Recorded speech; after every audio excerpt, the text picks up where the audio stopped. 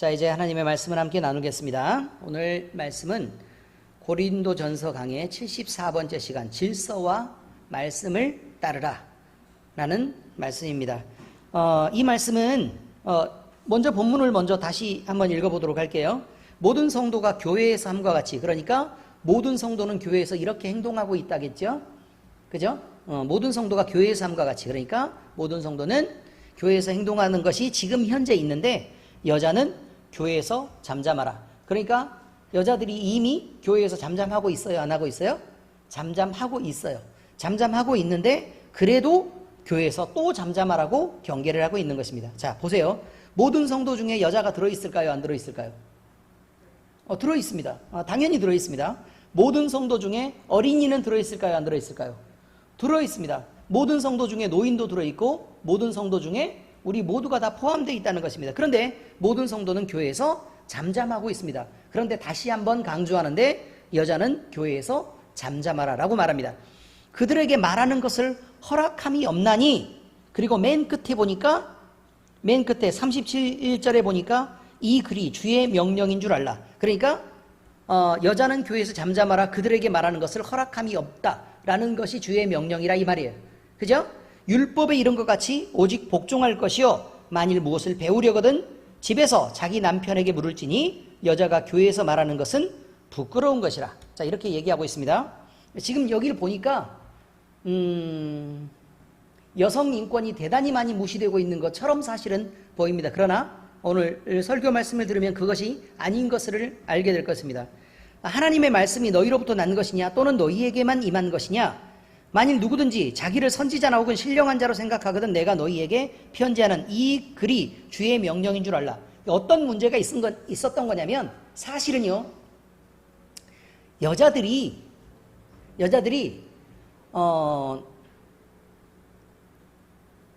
선지자나 신령한 자로 생각해서 자기들이 어른 노릇을 하고 싶어하는 일이 교회에 있었다, 그 말입니다. 이해가 되십니까? 네. 선지자나 신령한 자로, 그러니까 요즘에도 막 이게 기도한다고 얘기하는 많은 그 여자 성도들, 그러니까 집사나 권사나 이렇게 있는 이런 분들이 자기가 막 기도한다 그러고 또 예언의 말씀을 받았다 그러고 이렇게 교회를 시끄럽게 하는 일들이 많은데 이것이 남자들보다는 여자들에게 훨씬 많지요. 그렇죠? 왜 이렇게 우리나라만 그런 게 아니라 이스라엘 땅에서도 그랬을 것이고 온 세상에서 여자들이 있는 곳에서는 대부분 다 그런 일이 벌어졌을 거다 이 말이에요. 자, 그래서 성경 말씀에 기록하고 있는 것입니다. 여자는 교회에서 잠잠해라. 왜? 잠잠하지 않은 사람 누군가가 있었는데 그가 기도하고 또 능력받았다고 해서 자기가 선지자로 또 신령한 자라고 생각해서 많은 사람들에게 그렇게 말하고 다녔던 사람이 있으니까 입을 닫고 가만히 좀 있어 라고 얘기하고 있는 것입니다.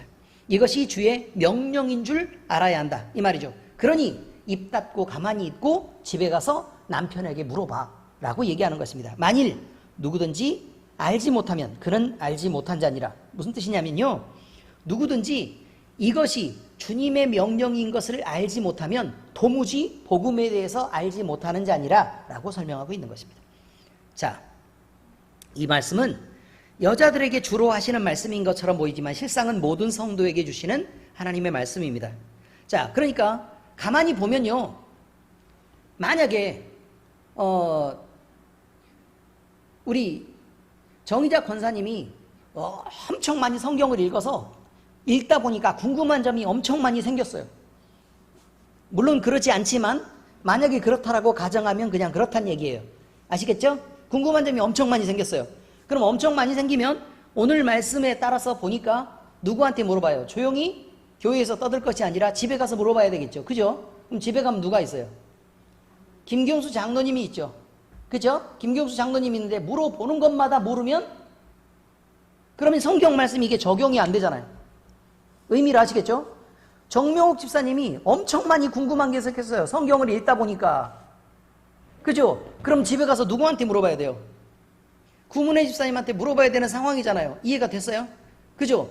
그러면 적어도 구문의 집사님은 누구보단 많이 알고 있어야 돼요. 그리고 정명욱 집사보다는 많이 알고 있어야 되고 그 다음에 김경수 장로님은 누구보다 많이 알아야 돼요? 정의자 권사님보다는 분명히 많이 알아야 돼요. 지금 그 얘기를 말하고 있는 거예요. 남자들은 하나님의 뜻 안에서 성경 말씀에서 깊어져서 여자들을 리더할 수 있을 만큼 그의 리더가 될 수 있어야 한다 이 말이에요. 의미를 아시겠죠? 그리고 여자들은 신령한 것에만 치우치지 말고 집에 가서 남편에게 물어서 교회의 권위도 세우고 질서도 세우고 또 가정의 질서와 권위도 함께 세워나가야 된다라는 말에 대한 이야기라 이런 말입니다. 그러니 모든 성도에게 주시는 말씀이 맞다 이 말입니다. 여러분, 여자들에게 특별히 이것을 더 강조하는 이유도 있습니다. 그것은 여자들이 말이 많기 때문에 그렇습니다.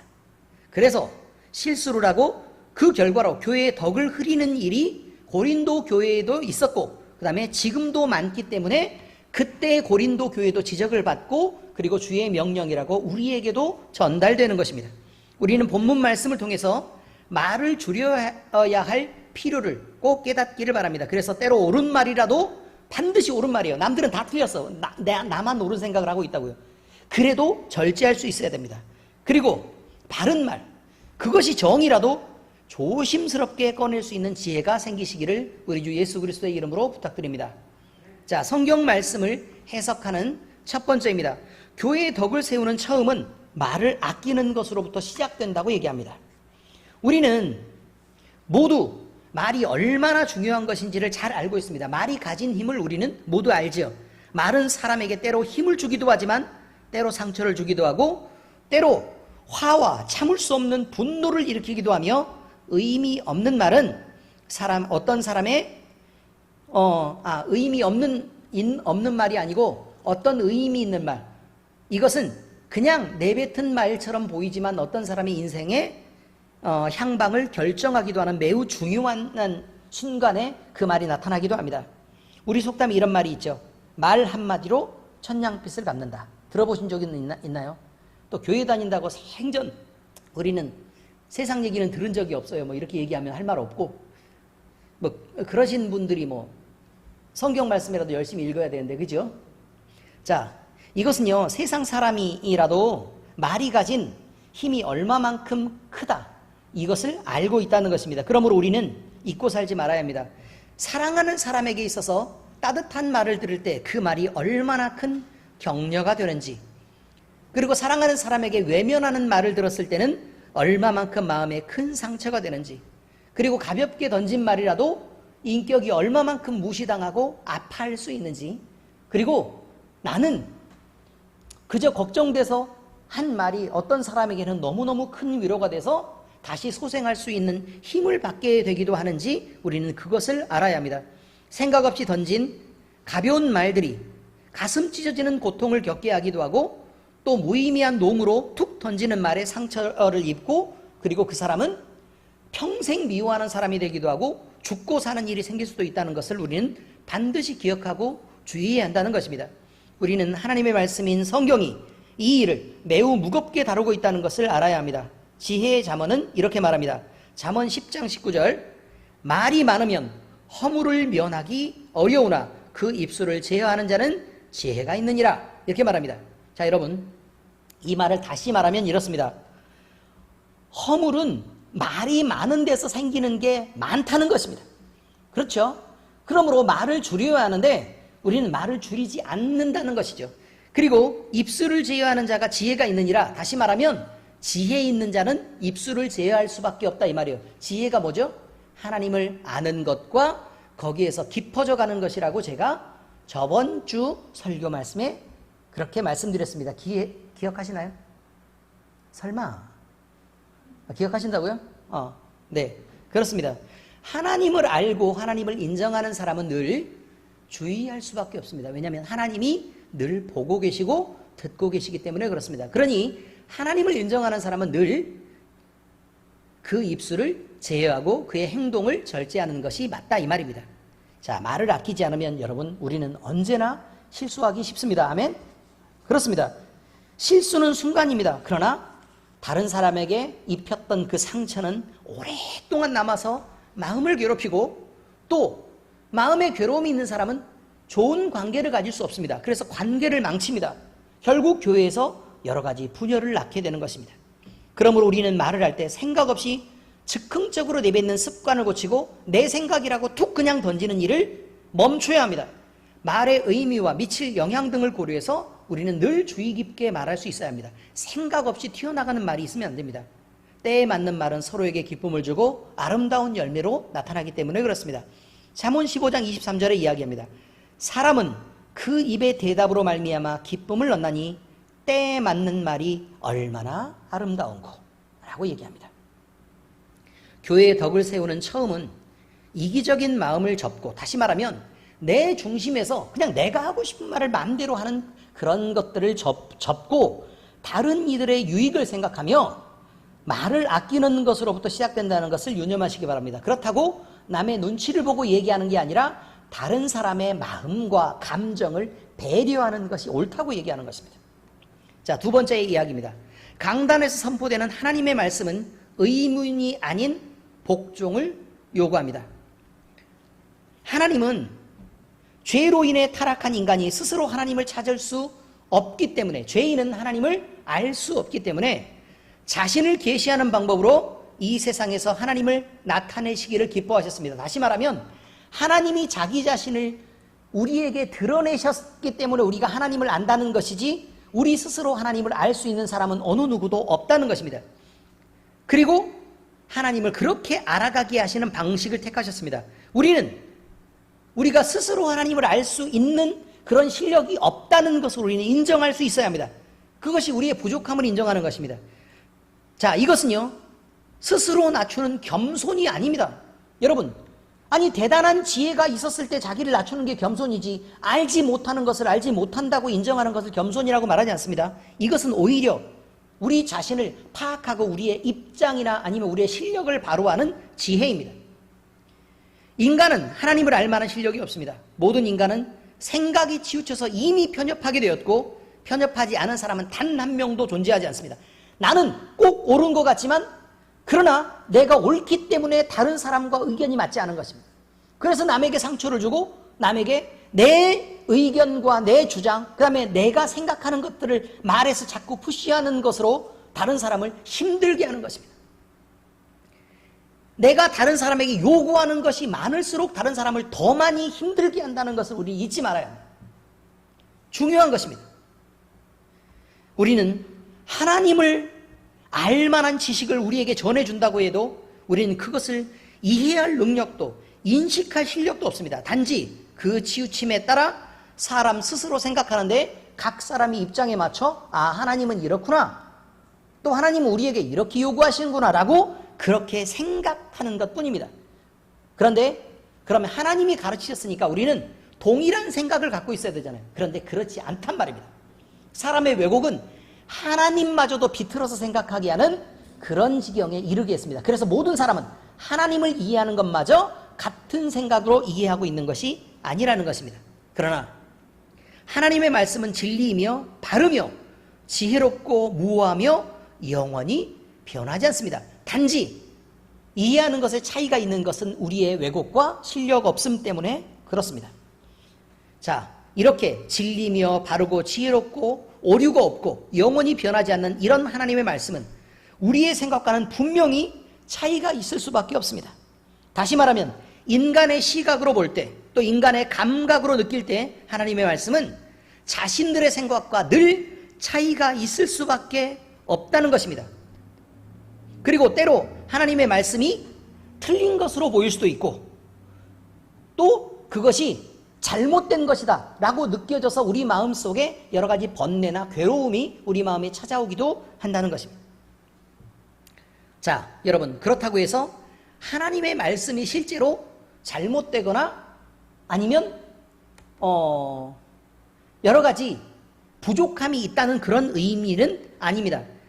하나님의 말씀을 선포할 때 성령의 능력이 함께 나타나지 않았다면, 예를 들어 우리 교회를 말하는 거예요. 우리 교회에 자, 이미 우리가 기도할 때 하나님의 능력을 보았고, 우리가 기도 받을 때에도 하나님의 살아계시는 것을 실제로 느낍니다. 만약에 그렇지 않았다면, 그냥 제가 말로만 하나님의 말씀을 그렇게 가르치고 있었다면, 우리 이 전체들 중에 어느 누구도 하나님을 살아계신 하나님으로 진짜 인정하는 사람이 몇이나 되었을까라고 생각해 보게 됩니다.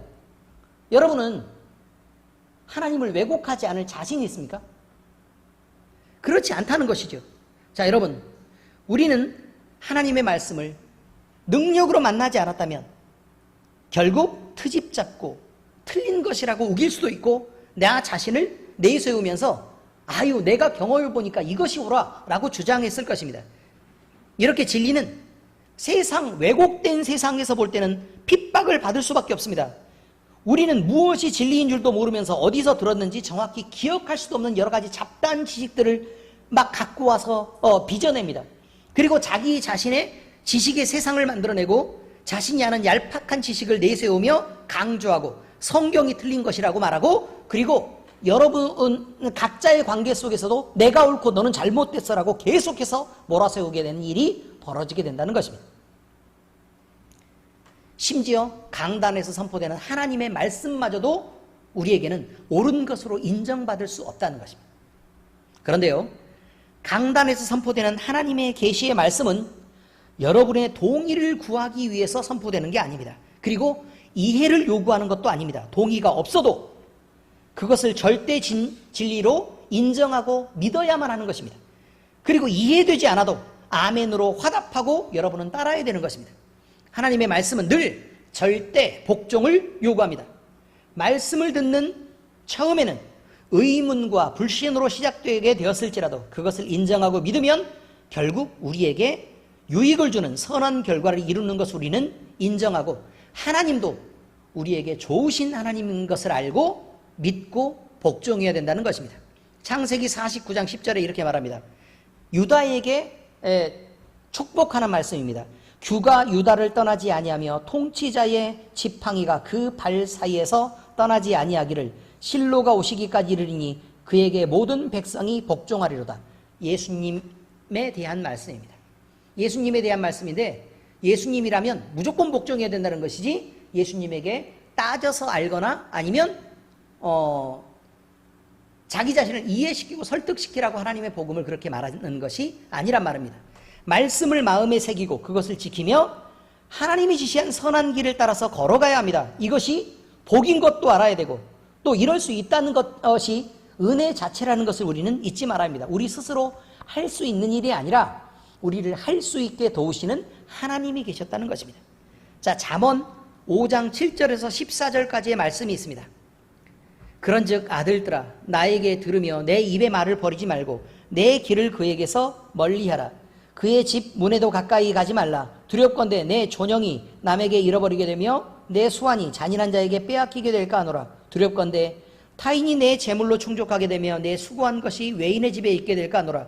두렵건대 마지막에 이르러 내 몸, 내 육체가 쇠약할 때에 내가 한탄하며 말하기를 내가 어찌하여 훈계를 싫어하며 내 마음이 꾸지람을 가벼이 여기고 내 선생의 목소리를 청종하지 아니하며 나를 가르치는 이에게 귀를 기울이지 아니하였던고.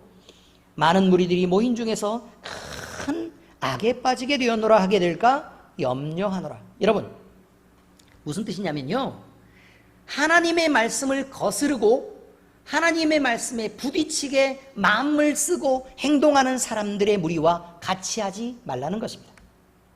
우리는 하나님의 말씀을 듣고 그가 주신 교훈에 복종하고 그의 말씀을 따라야 합니다. 왜냐하면 우리가 나이 들어서 힘이 없어질 때에 결국 사람이 가진 힘은 별것 없고 또 사람이 가진 지식도 별거 없었는데 내가 하나님의 말씀을 따라 살지 못했구나 라고 후회하는 일이 있을 뿐만 아니라 우리가 죽었을 때에 하나님의 나라에 이르지 못하고 결국 망해서 지옥 가는 일을 막기 위해서 그렇다는 것입니다.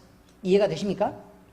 자, 그러므로 우리는 강단에서 선포되는 하나님의 말씀이 의문이 아닌 복종을 요구한다는 사실을 우리는 늘 잊지 말아야 할 것입니다. 자, 세 번째 말씀입니다. 말씀과 교회와 성직자의 권위를 인정하지 못하는 것은 진리를 모르는 것이다. 모르는 것은 모르는 것이다 라고 얘기합니다. 말씀을 거스려 저항하는 사람은 저주와 괴로움을 자초하는 것입니다.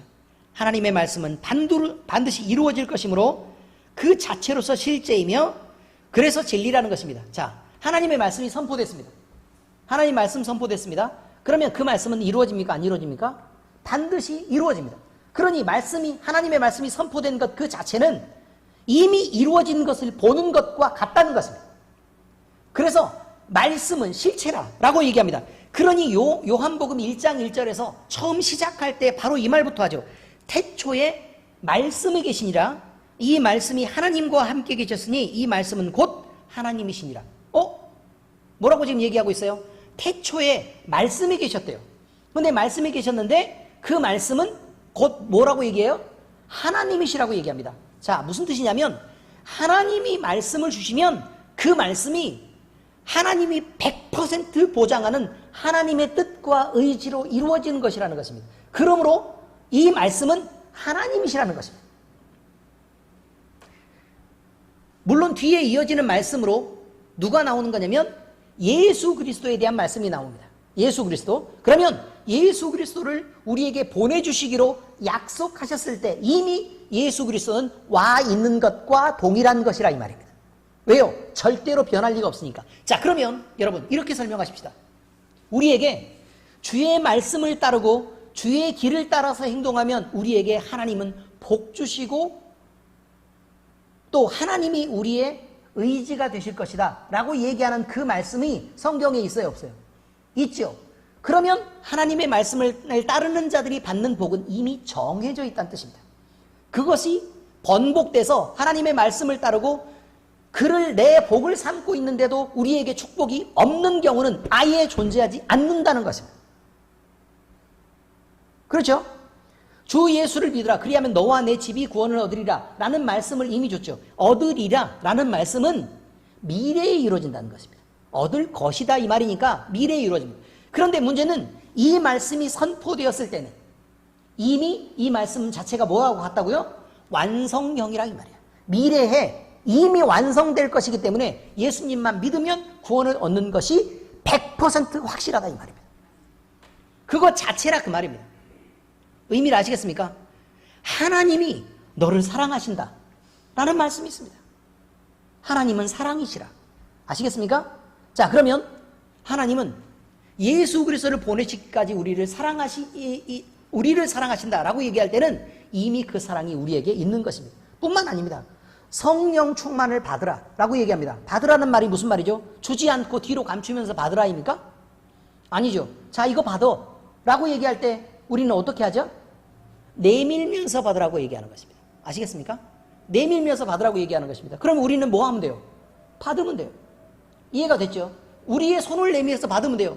그런데 막 감추고 뒤로 이렇게 물러서면서 성령 충만 주세요 막 그래서 뒤로 막 부르짖고 막 난리가 벽을 향해서 막 그러지 마시라고.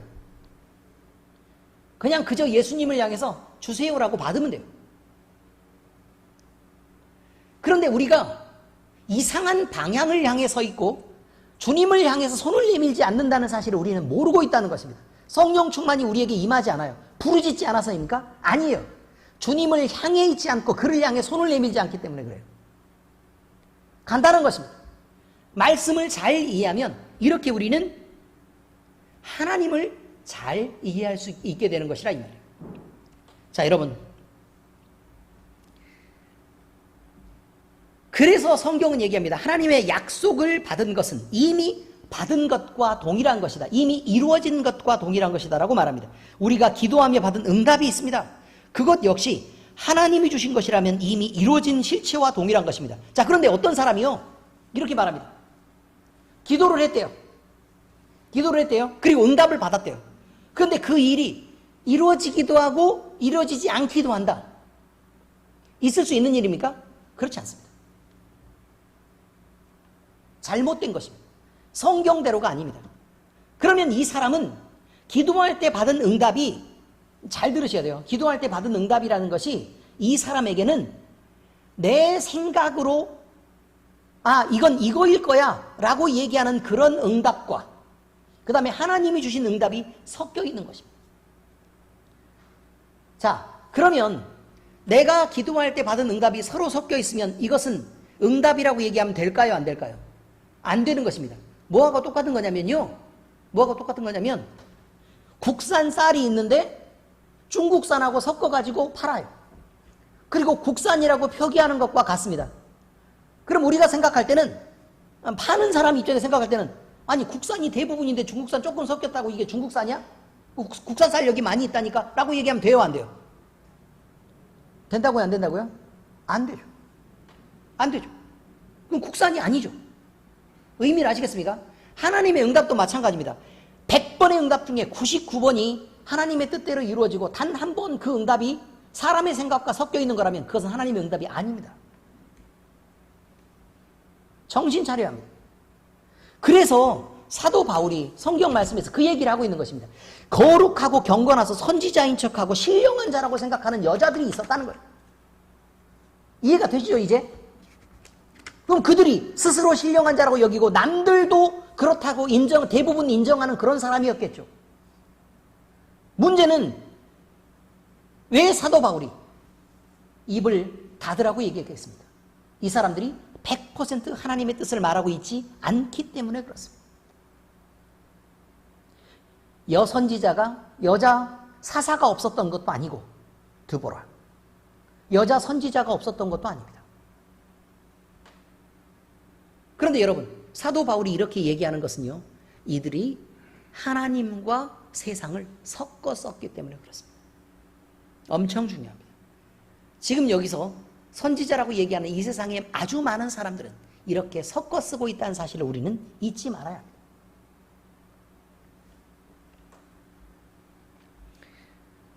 마가복음 11장 24절에 얘기합니다. 그러므로 내가 너희에게 말하노니 무엇이든지 기도하고 구하는 것은 받은 줄로 믿으라. 그리하면 너희에게 그대로 되리라. 여러분, 이미 기도할 때 하나님이 우리의 입술을 열어서 기도를 시킬 때 우리가 하나님의 자녀인 것이 확실하면 우리에게, 자, 하나님이 얘기합니다. 야, 너 기도해라 라고 얘기합니다. 자, 무슨 의미냐면 엄마가 있는데 애기한테 그렇게 말한단 말이에요. 너 공부할 때 뭐가 필요한 거 있어? 그럼 엄마한테 말해봐. 자, 이게 뭐냐면 기도해라 라는 뜻입니다. 왜 그렇게 말하겠습니까? 뭐 하려고요? 그렇죠. 뭐가 필요한 게 있으면 어떻게 하려고요? 그렇죠. 사주고 또 채워주려고 하는 것입니다. 당연한 거 아닙니까? 아니, 해주지도 않을 거면서 뭐하러 물어보고, 그럼 너 필요해? 그럼 네가 알바해서 사든지. 이러려고 지금 물어보겠습니까? 그렇지 않습니다, 여러분.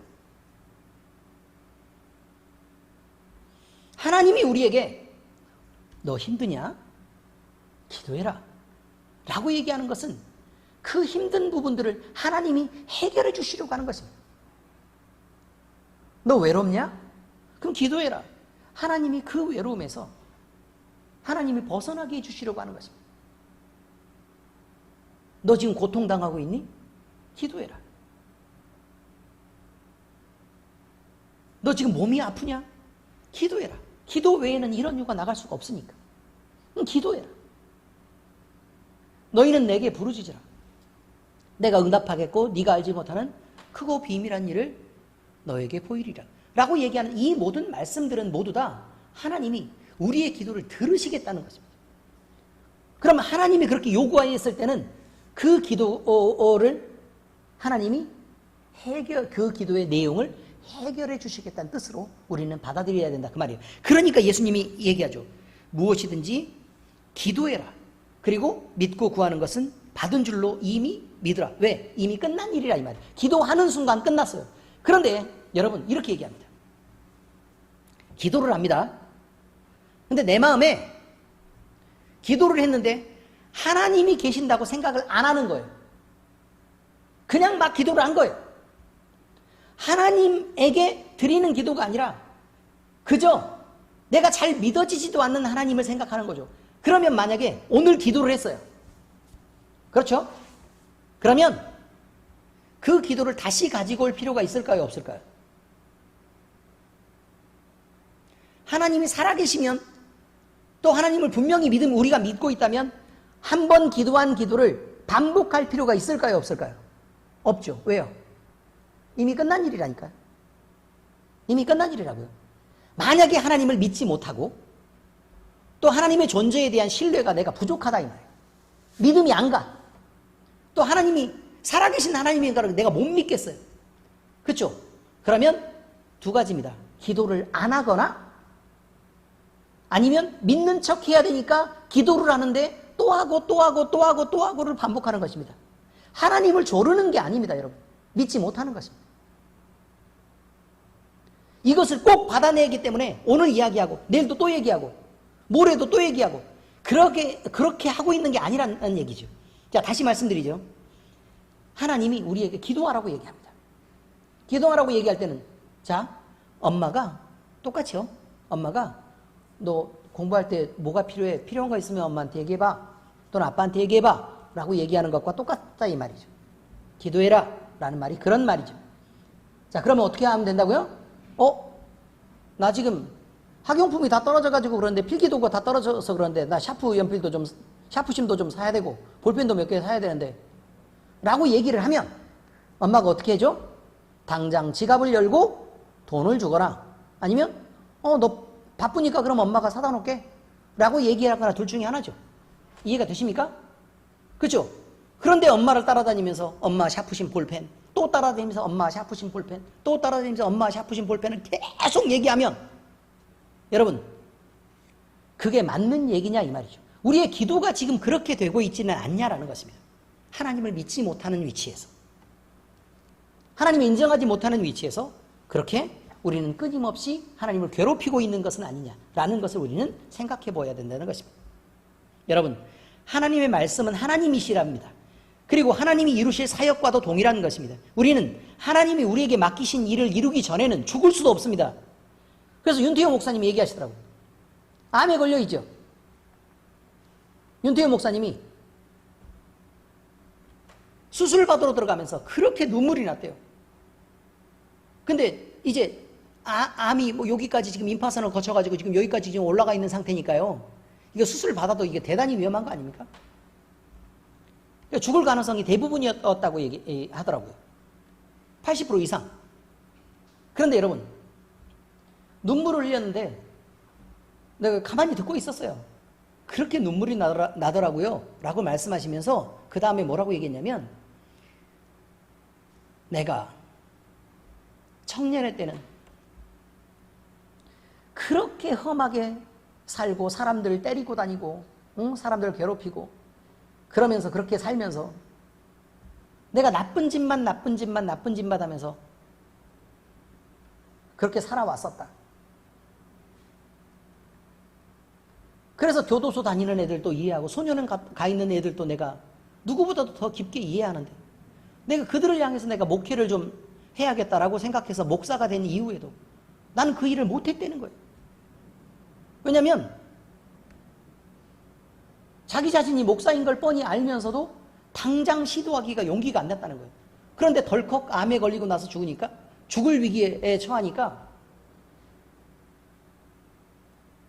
내가 이 땅에 와서 하나님의 뜻 안에서 단 한 번도 복종한 적이 없고 주의 종으로서 주의 종의 일을 하지 못하고 이렇게 다시 목숨을 걱정해서 이렇게 하는 이런 상황에 처하고 나니까 사역을 하지 못하는 것이 그렇게 마음이 아프다라는 거예요. 죽는 건 별 문제가 아닌데 하나님의 일을 내가 하지 못했다는 사실이 너무너무 고통스럽다는 거예요.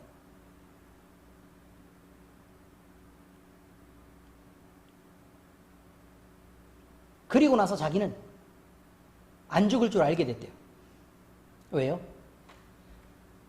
이 땅에 하나님이 보내시고 목사로 세운 이유가 있는데 자기는 일을 못했으니 다시 내보내서 하나님의 일을 하게 하시겠지. 그래서 자기는 이제 중요하지 않답니다. 평생 동안 자기가 살아서 단 한 명만 전도하고 그 사람에게 하나님의 복음을 전해도 그것이 하나님이 나에게 시킨 일이라는 것을 알고 기쁨으로 그 사역을 감당할 수 있게 되었다라고 고백하더라 이 말이에요. 중요한 건 여러분 우리가 하나님의 사람이고 그의 일을 맡은 자들이라는 것입니다. 죽지도 못합니다 여러분. 그러므로 하나님이 기도 중에 주신 응답과 또 부르심에 대한 소명은 하나님의 나타내신 그 자체이고 우리를 향한 하나님의 뜻입니다. 우리는 하나님의 세상입니다. 우리는 하나님의 섭리입니다. 그리고 하나님의 사랑입니다. 우리는 우리 자신이 가치 없다고 느끼지 말아야 합니다. 우리 자신에게 답답하다고 생각하지 말아야 합니다. 왜냐하면 하나님 앞에 내어놓고 우리를 하나님의 작품으로 인식할 수 있어야 합니다. 이미 우리를 다스리는 것은 우리가 아닙니다. 하나님이십니다. 그런데 이 모든 것을 세상적인 자와 저울을 가져다 대고 저울로 달고 자로 재면서 판단하는 자들이 있습니다. 그리고 자기 자신을 하나님보다 더 높은 위치에 두어서 내 말을 반드시 들으시오라고 얘기합니다. 여러분, 이 세상에 많은 아내들이 교회에 와서 남편에게 얘기할 때 뭐라고 얘기하냐면 여보 이거 해, 여보 저거 해 라고 얘기합니다. 그리고 안 들으면 승질을 냅니다. 그리고 마음 상해서 막 불평하고 난리가 납니다. 그런데 여러분, 하나님의 말씀을 듣지 않는 것으로 여러분이 그렇게 화가 난 적이 있습니까? 하나님의 뜻에 순종하지 않는 것으로 여러분이 그렇게 분노한 적이 있습니까? 이 사람이 하나님의 사람이 온전히 되지 않는 것 때문에 마음 아프고 감정이 상하신 적이 있냐 그 말입니다. 왜 여러분은 여러분 자신의 의견을 들어주는 것보다 하나님의 말씀을 듣는 것이 더 우선이라는 것을 왜 모릅니까? 그리고 여러분이 하나님보다 옳지 않다면 여러분의 남편들이 교회에서 하나님의 말씀으로 세워지기를 원해야지 왜 내 말을 듣기를 바라냐 이 말이에요. 어떤 와이프들은요 교회에서 봉사도 못하게 합니다.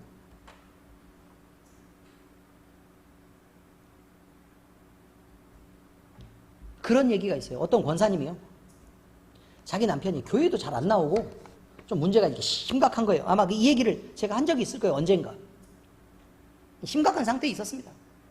그래서 날이면 날마다 하나님 앞에 가서 부르짖었습니다. 하나님, 내 남편을 이제 온전히 하나님 믿고 하나님의 사람으로 잘 살게 해주세요. 우리 가정이 하나님의 뜻대로 구분되는 가정 될 수 있게 해주세요 라고 맨날 기도했습니다. 눈물로 기도를 했죠. 시간이 한참 지나서 하나님이 권사님의 기도를 듣고 그 남편이 어느 날 갑자기 말씀을 듣더니 갑자기 말씀을 듣다가 눈물을 이렇게 흘리더니 아, 나 이제 하나님의 뜻대로 살아야겠어 라고 교회 가서 봉사도 하고 또 기도도 하고 이렇게 계속 하더라 이 말입니다. 그런데 와이프가 생각할 때는 아니 남편이 집에서 이렇게 있었을 때는 요리도 도와주고 청소도 도와주고 맨날 이러더니 막 교회 간다고 막 이렇게 바빠서 또 교회 일로 부름을 받고 이렇게 하니까 잘 못 도와주고 그러는 거예요. 그리고 맨날 자기랑 있어야 되는데 나랑 같이 있지 못하고 교회 사람들을 만나야 되고 또 나랑 같이 이야기해야 되는데 성경 읽는다고 들어가고 또 기도한다고 들어가고 이러니까 자기가 좀 뻘쭘한 거죠. 그러니까 하나님 앞에 기도했답니다. 하나님, 제가요 이 정도까지 요구한 것은 아닙니다. 좀 적당하게 할 수 있도록 도와주십시오. 하나님의 사람이 돼 꼭 제 사람이기도 해야 되겠습니다 라고 적당한 수준을 요구하게 됐답니다. 여러분, 이게 맞습니까? 그래서 자기 마음을 잘 돌아봐야 합니다. 어디까지 내가 기도하고 있는지, 그리고 거짓말을 하고 있지는 않은지 잘 봐야 합니다. 여러분, 세상적인 기준을 갖다 대는 사람들은 자기 자신이 판단합니다. 그래서 이런 자들은 교회의 권위도 인정하지 않고 비아냥대며 비난하고 조롱합니다. 거룩한 부름을 받아 존귀하게 된 우리 그리스도인들을 무시하고 또 비방하고 미워합니다. 강단에 세운 주의 종인 목사의 권위도 인정하지 않고 선포되는 주의 말씀도 그냥 거짓이고 다 사기꾼들이 하는 말로 합니다. 그리고 욕합니다. 이들은 자기 머리에 저주를 쌓고 있는 것을 알아야 합니다. 예수님이 심판하시는 종말의 때 그들은 자신들의 입으로 말한 그 저주가 반드시 형벌이 되어서 그들의 머리로 되돌아온다는 사실을 잊지 말아야 할 것입니다. 말씀과 교회와 성직자의 권위를 인정하지 못하는 것은 진리를 모르는 것임을 우리는 명심해야 합니다. 우리는 거룩한 일에 부름을 받은 당당한 그리스도인입니다. 자, 이제 말씀을 적용하겠습니다. 여러분, 하나님의 말씀을 듣고 교회 안에 지체로 세워진 여러분은 말을 아끼며 덕을 세울 수 있어야 합니다. 불의를 보거나 또 좋은 생각이라고 여러분이 생각이 들 때 꼭 말하고 싶으십니까? 그래도 기다리며 심사숙고해야 합니다. 다시 생각해도 하나님의 영광과 교회의 덕을 위한 일이라면 그때서야 다른 사람의 감정을 살피고 또 남의 의견도 존중하며 겸손하게 말할 수 있어야 합니다. 하나님은 우리가 함부로 입을 벌려 말하는 것을 허용한 적이 없습니다. 교회는 무엇보다도 말을 조심해야 하며 말에 실수가 없도록 가르치고 훈련해야 합니다. 우리는 많이 듣는 연습을 해야 하고 성내지 말아야 합니다. 그리고 그것처럼 성내지 말아야 하는 것처럼 말도 줄여야 합니다. 이것이 하나님의 영광이라는 것을 우리는 이해할 수 있어야 합니다. 마음의 악을 버리고 선한 의도를 품고 들어줄 수 있어야 합니다. 듣는 말에 트집 잡기를 좋아하는 사람, 또 자기 자신을 내세우는 사람은 분명히 자기에게 문제가 있는 것을 인정해야 합니다. 그리고 마음에 담긴 욕심과 내 중심, 그리고 악을 내어버려야 합니다. 이것이 선한 행동입니다. 자, 옆 사람들을 돌아보세요. 쭉. 그리고 이들에게 내가 먼저 말을 들어주기로 약속하고, 그리고 이들에게 내가 내 의견을 양보하고 접겠다라고 여러분이 다짐해야 된다는 것입니다. 여러분 스스로뿐만이 아닙니다. 다시 한번 돌아보시고 생각하세요. 뭐 또 그렇다고 또 사랑한다고까지 뭘. 이것이 선한 행동입니다. 두 번째, 교회를 통해 주신 말씀과 권위에 여러분은 복종해야 합니다. 우리는 선포되는 말씀에는 복종해야 됩니다. 왜냐하면 성경 말씀이고 하나님의 말씀이기 때문에 그렇습니다. 모든 성경 말씀은 모든 교회에 주시는 말씀이기도 합니다. 그러므로 성경은 모든 성도에게 주시는 말씀이기도 하지만 각 개인의 입장에서 볼 때는 나에게 주시는 말씀인 것이 맞습니다. 그러므로 성경은 누가 들어도 내게 하는 말씀으로 들려져야 되는 것이 맞습니다. 설교도 마찬가지입니다. 설교를 듣다 보면요, 꼭 그런 생각을 하는 사람들이 있습니다. 이 말씀은 나보다 우리 남편이 꼭 들어야 되는데, 또 우리 애들이 꼭 들어야 되는데, 아니면 집사님 중 누가 꼭 들어야 되는데, 아니면 저 권사가 꼭 들어야 되는데, 혹시나 못 들었으면 어떡하나 이렇게 걱정이 돼요. 이 말씀을 꼭 듣고 저 인간이 결단을 해야 되는데, 이렇게 생각한다 이 말입니다. 여러분, 설교는 누가 들었으면 좋겠다는 말씀은 없습니다. 그건 자기의 몫입니다. 모든 성도 각각이 자신, 즉 나에게 주시는 주의 말씀으로 받고 아멘으로 화답하시기를 요구하는 것이 말씀입니다. 그러므로 위로와 칭찬이면 내게 주시는 말씀이 되고, 그것이 훈계와 질책이면 다른 사람에게 하시는 말씀으로 들리는 성도는 잘못된 것입니다. 맨날 칭찬한다, 사랑한다 그러면 마음에 감동받고, 널 위로한다 그러면 하나님이 나에게 편을 이렇게 들어주시는구나 이렇게 생각을 하다가 갑자기 훈계하고 질책하는 말씀이 있으면 저 인간이 꼭 들어야 되는데, 이렇게 하면 곤란하다 이 말이죠. 여러분, 이런 사람이 있다면 그는 분명히 잘못된 신앙을 가진 사람입니다. 그리고 은혜에서 외인이 분명합니다. 은혜를 받은 사람은 지적할 때 내가 아플 줄 아는 사람이, 그 사람이 바른 성도라 이 말입니다. 오히려 주의 훈계를 달게 받고 돌이켜 자기 자신을 바로 세우는 신앙인이야말로 바른 신앙인인 것을 우리는 반드시 알아야 할 것입니다. 우리는 주의 말씀에 복종해야 합니다. 주님이 원하시는 것이라면 무엇인데 해야 하고, 주님이 보내시는 곳이라면 어디든지 가야 합니다. 우리는 주의 종이므로 주님이 기뻐하시는 일을 해야 하며 주님 섬기는 일을 우리의 본업으로 삼아야 합니다. 부업이 아닙니다, 여러분. 본업입니다. 그러므로 우리는 우리의 육신을 쳐서 주 앞에 복종시키고 거룩한 교회로 세워나가는 열심을 가져야 합니다. 세상을 살 때 가졌던 나쁜 습관들을 버리고 깨끗하게 되어야 합니다. 그런 몸과 마음으로 하나님을 담아내고 또 하나님을 예배하며 성령의 능력으로 거룩한 싸움을 싸워야 합니다. 그리스도에게 속한 우리는 속부터 온전한 그리스도의 것이 되어야 합니다. 그러기 위해서 반드시 우리는 강단에 선포된 하나님의 말씀과 거룩한 권위에 복종하며 그것을 나에게 주시는 말씀으로 받아야 한다는 것입니다. 이제 세 번째입니다. 우리가 부르심을 받아 교회의 지체로 있는 이유는 내 유익이 아닌 교회의 덕을 세우기 위한 것입니다. 평생 이방의 전도자요 이방인의 사도로 살았던 바울은 교회에 보내는 편지를 통해 교회는 하나님을 기쁘시게 하는 일을 해야 된다고 강조하고 있습니다. 로마서 14장 18절에서 19절 이렇게 말합니다. 이로써 그리스도를 섬기는 자는 하나님을 기쁘시게 하며 사람에게도 칭찬을 받느니라. 그러므로 우리가 화평의 일과 서로 덕을 세우는 일을 힘쓰나니, 이렇게 말합니다. 여러분, 또 할례에 대한 말씀이 있습니다. 할례는 유대인에게 하나님이 주신 율법입니다. 그런데요, 그 율법을 지금은 우리가 행하고는 있지는 않지만 그 할례의 의미를 따라 우리는 사람이 하나님의 것으로 구별된다는 의미에서 형식이 아닌 내용을 완성해내신 예수님을 높입니다.